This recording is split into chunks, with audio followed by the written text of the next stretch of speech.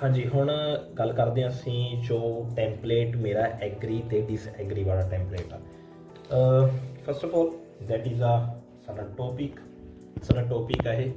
ते टॉपिक देख सकदे हो तुसीं की है कि the formal written examination can be valid method to assess students learning to what extent do you agree और डिसएग्री। किस आधार ते तुसीं इहदे नाल एग्री हो कि इहदे नाल डिसएग्री हो। सो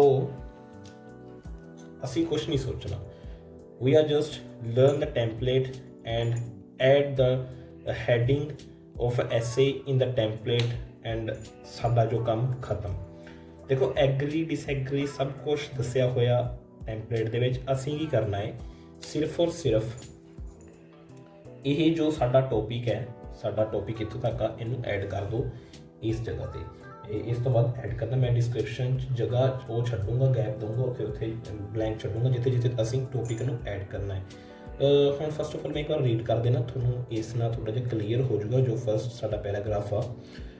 सैकेंड चीज़, जे असीं सिनोनियम्स यूज़ कर सकते। सिनोनियम्स तुहानूं पता है की हुंदा। सिनोनियम्स मीनस कि सेम वर्ड, यानी कि जिवें तुसीं कह सकदे हो स्टूडेंट नूं असीं प्यूपिल कह सकते हैं, प्यूपिल। होर की कह सकते जिवें एग्जामिनेशन नूं रिटन नूं भी कुछ एग्जामिनेशन नूं असीं होर कह सकते हैं, जिवें टैसट कह सकते हैं, है ना।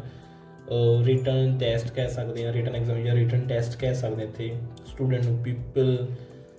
और इस तरह के जिवें इंस्टीट्यूशन नूं असीं स्कूल कह दें, स्कूल नूं इंस्टीट्यूशन लिख सकते हैं असीं।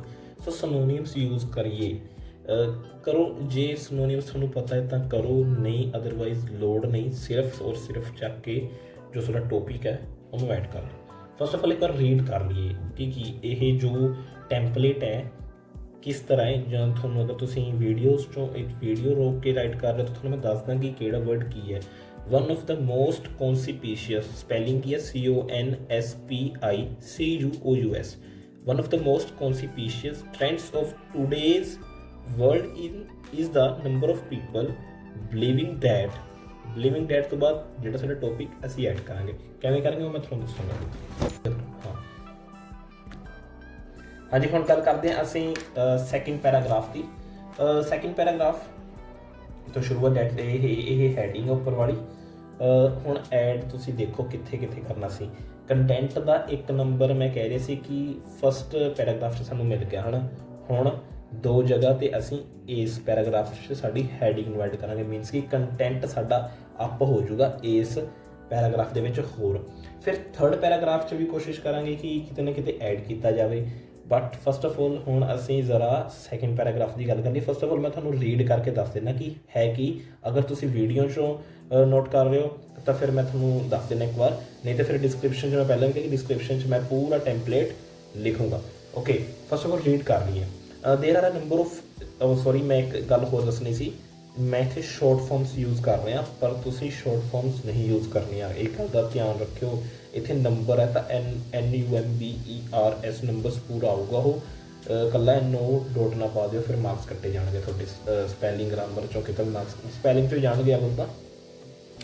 ओके, रीड करते हैं। There are a number of arguments in favour of my stance. The most preponderant spelling PREPONDERANT one is that.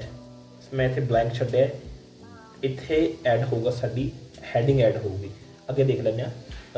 Can not only contribute to, फिर तो इत्थे साडी जो टॉपिक आ ऐड होगा। दैन कोमा, ये गल याद रखियो, कोमा फुल स्टॉप ये चीज़ां याद रखनी है। नैक्सट की है, but also lead to numerous other benefits in various field thanks to wide range of advantages it offers. फिर तो comma not only can one benefit more when it comes to being effective, फिर तो comma, but they can also enhance the productivity and quality of their lives, फिर तो coma with much ease। एक होर coma देख सकते, देखो कोमे एक मार्क्स साडे जो सानू मिलणगे इन्हां चीज़ां दे मिलदे आ। इसे करके कहने कि टैंपलेट दे विच सानू ज़्यादा एक बार असीं उहनूं ध्यान नाल कह लो या रट्टा कह लो, असीं रट्टा मार लैंदे आ, तो फिर उहनूं राइट करो जिथे कोमा, कोमे की प्रैक्टिस याद कर लो कित्थे कोमा आ रहा है बार बार। सो ये चीज़ां जरूरी है। Then efficiency and convenience, needless to say all this merit stand. बाकी मैं होर भी अगे लिखांगे, जो रह गया थोड़ा जहा पोर्शन रह गया ਸੋ ਫਸਟ ਆਫ ਆਲ ਇਹਦੇ 'ਚ ਮੈਂ ਇਹ ਦੱਸਣਾ ਸੀ ਕਿ ਟੌਪਿਕ ਕਿੱਥੇ ਕਿੱਥੇ ਐਡ ਹੋ ਰਿਹਾ। ਹਾਂ ਹੁਣ ਜ਼ਰਾ ਮੈਂ ਇੱਕ ਵਾਰ ਟੌਪਿਕ ਤੁਹਾਨੂੰ ਐਡ ਕਰਦਾ ਕਿੱਥੇ ਕਿੱਥੇ ਟੌਪਿਕ ਐਡ ਹੋ ਰਿਹਾ। ਫਸਟ ਆਫ ਆਲ ਤਾਂ ਜੋ ਮੇਰਾ ਸੀ ਡੈਟ, ਇੱਕ ਤਾਂ ਇਹ ਹੈ। ਸੈਕਿੰਡ ਜੋ ਸਾਡਾ ਟੌਪਿਕ ਐਡ ਹੋਊਗਾ ਉਹ ਹੋਊਗਾ ਇੱਥੇ ਟੌਪਿਕ ਐਡ ਹੋਊਗਾ। ਓਕੇ ਹੁਣ ਜ਼ਰਾ ਫॉर्म देख लिए फॉर्म बन रही है कि नहीं। The most predominant one is that the formal written examination can be valid method to assess student learning, can not only contribute to. फिर तो टॉपिक इत्थे ऐड होगा, इत्थे ऐड की करना है। इत्थे तो देखो मेरे को सिर्फ एक ही सेंटेंस से, बट कई बार अपने कोल जो एग्री डिसएग्री का होंदा है उहदे च सानू दो सेंटेंस मिल जाते हैं। उन्हां च एग्री डिसएग्री कई बार दो पीपल्स कह सकते हैं, दो ग्रुप ऑफ पीपल्स का उन्हां दे जो सजैशनस होंदे आ वो दसे होंदे आ। सो इहदे विच असीं जो टॉपिक ऐड करांगे वो किवें करांगे, कहंदा can not only contribute to the method to assess student learning भी कर सकते हैं, या तुसीं लोड़ ही नहीं ज़्यादा जे अगर थानू कन्फ्यूजन हो रही है कि की ऐड करिए समझ नहीं आ रही तो फिर तो उसे ही सारे टॉपिक नू ऐड कर दो। इहदे कोई मिसटेक नहीं होगी, बिलीव मी। तुसीं अगर जो थानू ये डाउट आ कि मेरे सारे मिसटेक हो जूगी तो नहीं, ऐसी कोई चीज़ नहीं है कि इहदे च थोड़ी गलती होवे। क्योंकि टैंपलेट है, टैंपलेट च असीं ऐड कर रहे हैं, ग्रामर मिसटेक तो बिल्कुल ही नहीं होगी, ना वोकैब दी होंगी, कंटेंट भी इहदे नाल तां सगों चक्के जाऊगा। सो एक बार ऐड करो, जो थानू डाउट है तुसीं प्रैक्टिस कर सकते हो। मैं पहले भी कह रहा प्रैक्टिस करियो तुसीं इहदी, पहला नोटबुक ते करियो, दैन फिर तुसीं जो नोटबुक थानू याद हो जाए सारा टैंपलेट, दैन तुसीं करियो अपने कंप्यूटर ते टाइपिंग, काउंट टाइम देखियो किन्ने टाइम च कर रहे हो। जे पहला शुरू च तो एवें हुंदा कि 20 मिनट्स सानू पूरे लग जाते, फिर जिवें जिवें साडी प्रैक्टिस हुंदी आ टाइम जो असीं साडा घटदा जांदा है, प्रैक्टिस साडी वधदी रहिंदी है, स्पीड साडी वधदी रहिंदी है, उस दे नाल असीं साडे टाइम बचन पिछे लग जाता। उस टाइम ते असीं करना रीड करना है फुल, कोई मिसटेक तो नहीं रह गई, कोई कॉमा तो नहीं छुट गया या फुल स्टॉप तो नहीं रह गया, फर्स्ट लैटर कैपिटल है ना फुल स्टॉप तो बाद ये चीज़ां ध्यान नाल असीं देखने हैं। ओके टॉपिक असीं इत्थे ऐड किया, फिर उस तो बाद की but also lead to numerous other benefit, ये तो मैं पहला भी रीड कर चुके हैं। सो टॉपिक करन दियां जो ऐड करन दियां दो जगह सी, वो सी the most prominent one is that, उस तो बाद की है the most prominent one is that the formal written examination can be valid method to assess student learning. First हो गया। Second can not only contribute to,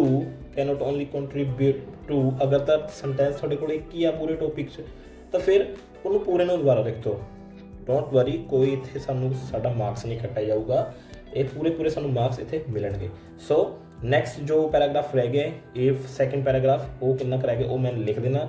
next फिर अगे जो थर्ड पैराग्राफ च जे किते असीं ऐड करना होया तो फिर ऐड करांगे, अदरवाइज 3 वार तो असीं ऐड कर चुके हैं। तो कंटेंट दे मार्क्स फुल दे साडे कोल चांस हैगे आ हुण तो साडे 99% सानू कंटेंट चो भी फुल मार्क्स मिलणगे। सो नैक्सट जो भी जिन्ना पैराग्राफ रह गया वो मैं लिखूँगा। सो ये सी जो पैराग्राफ सैकेंड रह गया। एक थोड़ी जी इन्फॉर्मेशन रह गई दसनी कि फर्स्ट पैराग्राफ खत्म होता है ना जो तो सिंगल एंटर देना है, असीं स्पेस सिंगल एंटर देना सिंपल। जिमें मैं पैराग्राफ मेरा फर्स्ट पैराग्राफ कंप्लीट होया फुल स्टॉप दिता तो जो साडा वो राइटिंग वाला होंदा है ना स्लैश उन्होंने नैक्सट अगे वास्ते अगले जो पैराग्राफ च जाण वास्ते जां जंप कराउण वास्ते नैक्सट लाइन तो सिंगल एंटर देना है, उत्थे डबल एंटर नहीं सिंगल एंटर। मैं दोबारा कह देना कि फर्स्ट पैराग्राफ खत्म होगा उस तो बाद सिंगल एंटर देके सैकेंड पैराग्राफ असीं शुरू करना है। सो जो मेरा फर्स्ट सैकेंड पैराग्राफ रह गया सी थोड़ा जिहा, उस तो बाद यही होगा स्टैंड 1 इन गुड स्टीड, फिर comma as far as augmenting है AUGMENTING their chances of prosperity and excellence is concern, then फिर तो प्रेस सिंगल एंटर दिता तो असीं थर्ड पैराग्राफ जावांगे। हुण फर्स्ट पैराग्राफ च असीं एक बार हैडिंग ऐड कर चुके हैं, सैकेंड पैराग्राफ च असीं 2 बार हैडिंग ऐड कर चुके हैं, थर्ड पैराग्राफ च भी असीं एक बार हैडिंग ऐड करांगे, वो करांगे असीं लास्ट बिल्कुल लास्ट च। ते उत्थे फिर मीनस कि साडा कंटेंट जो 99% सी हुण 100% हो चुका है। सो 3 ਦੇ 3 मार्क्स सानू मिलणगे, एज श्योर है मैं 3 ਦੇ 3 मार्क्स सानू मिलणगे। सो नैक्सट चलते हैं थर्ड पैराग्राफ दे वल। हाँ जी ये है थर्ड पैराग्राफ। इस तो पहला मैं एक होर चीज़ क्लीयर करना सी कि पहला बहुत सारे स्टूडेंट्स भी डबल स्पेस देंगे, मीनस कि जो फर्स्ट पैराग्राफ होया तो खत्म होया उस तो बाद डबल एंटर नहीं सिंगल एंटर ही बहुत आ। फिर जो हुण एक नवी अपडेट जो आई डिवलप की जो कि साडा एसे स्ट्रक्चर, फिर वो मार्क्स कट्टे जाएंगे 2 नंबर का होंगे तो 2 मार्क्स तो बहुत है यार, 2 मार्क्स 15 चो जो 2 चले गए फिर तो काम खराब हो जाऊ। सो असीं तो एक मार्क्स लिए ਪ੍ਰੈਕਟਿਸ ਕਰਨੀ ਆ ਤਾਂ ਫਿਰ ਡਬਲ ਇੱਕ ਐਂਟਰ ਦੇ ਪਿੱਛੇ ਅਸੀਂ ਆਪਣੇ ਮਾਰਕਸ ਨਹੀਂ ਖਰਾਬ ਕਰ ਸਕਦੇ। ਸੋ ਸਿੰਗਲ ਐਂਟਰ, ਮੈਂ ਦੁਬਾਰਾ ਕਹਿੰਦਾ ਸਿੰਗਲ ਐਂਟਰ ਹੀ ਅਸੀਂ ਦੇਵਾਂਗੇ ਹਰ ਪੈਰਾਗ੍ਰਾਫ ਤੋਂ ਬਾਅਦ। ਹੁਣ ਥਰਡ ਪੈਰਾਗ੍ਰਾਫ ਕੀ ਸੀ ਇਹ ਮੈਂ ਤੁਹਾਨੂੰ ਰੀਡ ਕਰ ਦੇਣਾ, ਮੈਂ ਦੁਬਾਰਾ ਕਹਿ ਦੇਣਾ। ਜੇ ਡਿਸਕ੍ਰਿਪਸ਼ਨ 'ਚ ਮੈਂ ਇਹ ਮੇਰਾ ਪੂਰਾ ਟੈਂਪਲੇਟ ਰਾਈਟ ਕਰੂੰਗਾ, ਤੁਸੀਂ ਉੱਥੋਂ ਲਿਖ ਸਕਦੇ ਹੋ। ਹੁਣ ਅਸੀਂ ਲਿਖਾਂਗੇ ਅਨਦਰ ਪਾਈਵੋਟਲ, ਜੋ ਇਹਦਾ ਮੇਰਾ ਟੋਪਿਕ ਥਰਡ ਪੈਰਾਗ੍ਰਾਫ ਹੈ। Another pivotal aspect of the aforementioned preposition is that it is only likely to help one thrive and excel in varied areas. Beside, only when one can follow such a system can they broaden their horizon। एक coma है, besides ਤੋਂ ਬਾਅਦ comma, system ਤੋਂ ਬਾਅਦ comma, और थे horizon ਤੋਂ ਬਾਅਦ comma. Thus learning such essential attributes as responsibility, comma, dedication and perseverance, perseverance, that full stop, hence comma, it is apparent why many are in favor of। और ਇੱਥੇ ਸਾਡਾ topic, ਜੋ ਟੌਪਿਕ ਅਸੀਂ ਇਹਦੇ 'ਚ ਲਿਖਣਾ ਹੈ ਉਹ ਟੌਪਿਕ ਹੈ ਦ ਫੋਰਮਲ। ਇੱਕ ਮਿੰਟ ਮੈਂ ਇੱਥੇ ਇਹਨੂੰ ਰੱਬ ਕਰ ਦੇਣਾ। ਅਸੀਂ ਲਿਖਾਂਗੇ ਕਿ ਜੋ ਸਾਡਾ ਟੌਪਿਕ ਸੀ, ਟੌਪਿਕਸ ਅਸੀਂ ਸ਼ੁਰੂ ਕਰਾਂਗੇ। ਦਾ ਜੋ ਕੈਪੀਟਲ ਸੀ ਉਹ ਅਸੀਂ ਸ਼ੋਰਟ ਕਰਤਾ ਦ ਫੋਰਮਲ। ਉਸ ਤੋਂ ਬਾਅਦ ਰਿਟਨ ਐਗਜ਼ਾਮੀਨੇਸ਼ਨ, ਦ ਫੋਰਮਲ ਰਿਟਨ ਐਗਜ਼ਾਮੀਨੇਸ਼ਨ अगर टॉपिक जो भी सारा मेरा एंड तक फुल स्टॉप तक का जो SS स्टूडेंट लर्निंग, सो इतना तक लिखा जाऊगा। सो ये हो गया मेरा तीसरी बार ऐड, हैडिंग मेरी तीसरी बार ऐड होगी, सॉरी फोर्थ बार ऐड हो गई हैडिंग मेरी। तो कंटेंट देखो, कंटेंट सानू 3 नंबर चाहिए सी। असी तो जो टॉप मैं एक चीज़ थोड़ा वार वार कहना जी, थोड़ा सिनोनिम्स पता है ना मेन, जिमें मैं कह रहा सी कि स्टूडेंट नूं असीं पीपल लिख सकते हैं, स्कूल नूं असीं इंस्टीट्यूशन लिख सकते जी, इंस्टीट्यूशन असीं उहनूं इंस्टीट्यूशन का स्कूल लिख सकते हैं, जो हॉस्पिटल है हैल्थ सेंटर लिख सकते। तो एवं के सिनोनिम्स वरतांगे तो गुड साढ़े मार्क्स वधिया मिलणगे। सो ये सी मेरा जो थर्ड पैराग्राफ। फोर्थ जो लास्ट है उस सिर्फ कनकलूजन है, डेट सिर्फ 2 लाइन्स का कनकलूजन है वो। सो लास्ट ले सिर्फ 2 लाइन्स का कनकलूजन है। यदी जो वर्ड लेंथ होगी वो हो जूगी 250 प्लस हो जूगी, 250 प्लस, क्योंकि असी विच अपना जो कंटेंट है वो भी ऐड कर रहे हैं, जो टॉपिक है वो भी हैडिंग है वो भी ऐड कर रहे हैं। सो जो यदी वर्ड लेंथ हो जूगी वो हो जूगी, वर्ड लिमिट हो जूगी वो हो जूगी 250 प्लस। सो तुसीं ध्यान रखियो इस चीज़ का कि जो पैराग्राफ खत्म होता है सिंगल एंटर असीं देना है, डबल एंटर नहीं। बहुत सारे स्टूडेंट डबल एंटर भी देंगे बट नहीं सिंगल एंटर। और सैकेंड चीज़ ये होर की होगी कि थोड़ा जिहा मैं हुण तां एक अपडेट नवीं भी आ गई डिवलप। सो टैंपलेट का फायदा ये होंदा है असीं जो साडा 2 हुण डिवलप दे मार्क्स सानूं 2 मिल रहे हैं, उहदे च मतलब की है उस चीज़ का मतलब है कि साडे पूरे ऐसे का स्ट्रक्चर किवें दा है। सो लिंग्विस्टिक का एक सेंटेंस का स्ट्रक्चर और जो डिवलप उत्थे साडे पूरे जो ऐसे का स्ट्रक्चर किवें दा होगा। तो टैंपलेट एक सानूं परफेक्ट स्ट्रक्चर देंदा है बना के। सो फायदा सिर्फ यही है, असीं उहदे च ऐड कुछ नहीं करना, रट्टा मारो उहनूं। सिंपल जी भाषा च मैं कहना कि रट्टा मारो तो लिखो। अपनियां जो जिम कोई औखी आ स्पैलिंग उहनूं याद करो, कोमास कित्थे लग रहा, फुल स्टॉप कित्थे है, ये चीज़ां ध्यान रखो। बस साढ़े मार्क्स होने तो कोई नहीं रोक सकता। हुण नैक्सट जो लास्ट कनकलूजन 2 लाइन्स का वो लेके असीं अपनी वीडियो खत्म करांगे। सो यही है लास्ट पैराग्राफ। थर्ड पैराग्राफ तो बाद सिंगल एंटर दो, लास्ट पैराग्राफ साडा ये होगा। In view of the argument outline above comma one can conclude at the benefits of topic. लो जी एक बार होर टॉपिक ऐड हो गया, हुण तां कंटेंट घट रहने के कोई चांस ही नहीं है।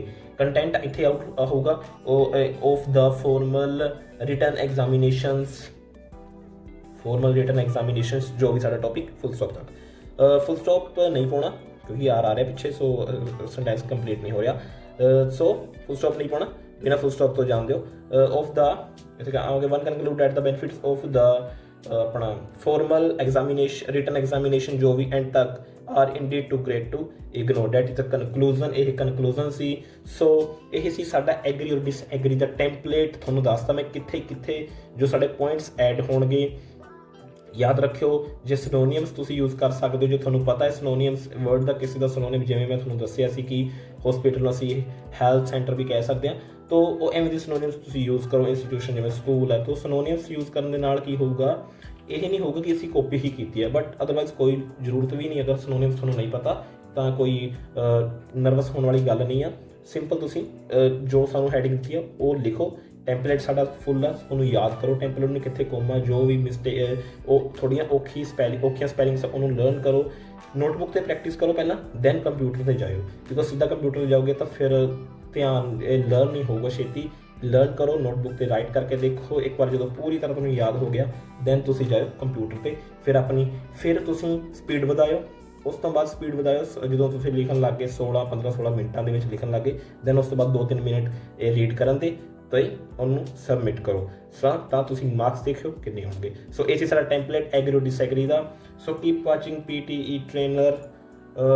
ਲਾਈਕ ਕਰਿਓ ਜੇ ਟੈਂਪਲੇਟ ਪਸੰਦ ਆਇਆ ਤਾਂ। ਜੇ ਤੁਹਾਨੂੰ ਕੋਈ ਪ੍ਰੋਬਲਮ ਆ ਤਾਂ ਮੈਂ ਡਿਸਕ੍ਰਿਪਸ਼ਨ 'ਚ ਆਪਣਾ ਨੰਬਰ ਵੀ ਦਊਂਗਾ, ਈਮੇਲ ਤੁਸੀਂ ਕਰ ਸਕਦੇ ਹੋ ਮੈਨੂੰ।